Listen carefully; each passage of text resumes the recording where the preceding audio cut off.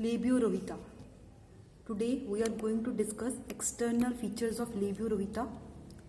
Its other names are carp, rohu, tapra, dambra, osteichthyes or the bony fish. Generally fishes are of two categories. One is osteichthyes and second is the chondrichthyes.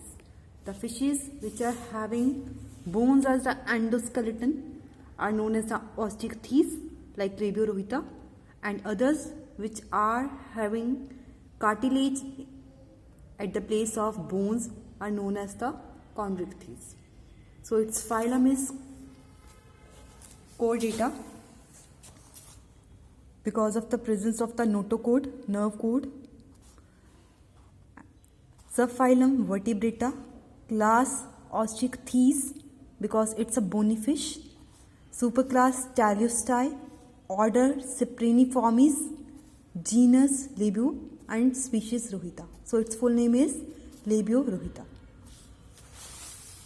Now we are going to discuss its external features.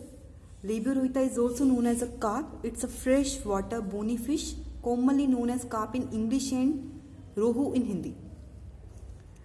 At maximum, it can be 1 meter in length and weighs 4 kg. It is covered with overlapping cycloid scales all over the body. The cream colored patches you can observe here present all over the body are the scales. These scales are present over full of its body. Cream colored patches are the cycloid scales. A thin layer of mucus covering its body from all sides that helps it to reduce friction in water so that swimming is easier. Its full body is covered with mucus. Next, we will talk about its fins. So first of all, from the diagram, its fins are, first is the pectoral fin, then pelvic fin, then anal fin, a dorsal fin and caudal fin. 5 fins. Now we will study from the specimen. From the eye at the below surface you can observe the first fin is here. This is the pectoral fin, then second is pelvic fin, then third is anal fin. Pectoral, pelvic, anal. At upper surface, at upper level, at other surface, here is dorsal fin. And at the tail region, here is presence of caudal fin. So total 5 fins: pectoral, pelvic, anal, dorsal and caudal. Pectoral, pelvic, anal at the lower region, dorsal at the dorsal side, here it is, and then caudal at the tail region. These fins help it to float easily in the water. You can observe from here easily.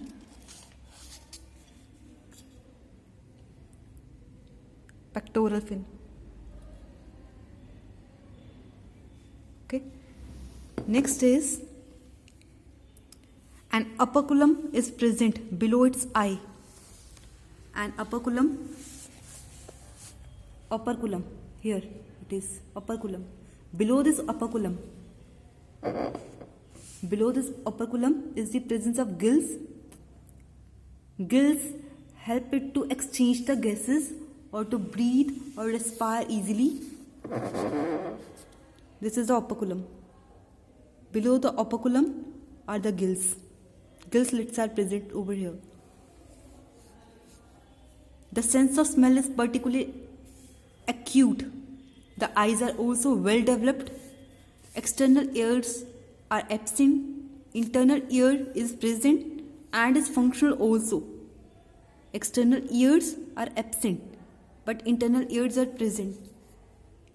Due to high concentration of salts in the sea than in its blood, it loses water by osmosis and actively transports salts out of the body. The kidneys excrete only small quantities of highly concentrated urine. Thus they conserve water in bodies. So it's a freshwater fish, tend to absorb water by osmosis. Its gills actively transport the salt in the surrounding water into the body.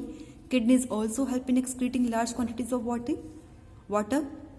So it's all about the Labiorhita, the freshwater fish having bones inside its body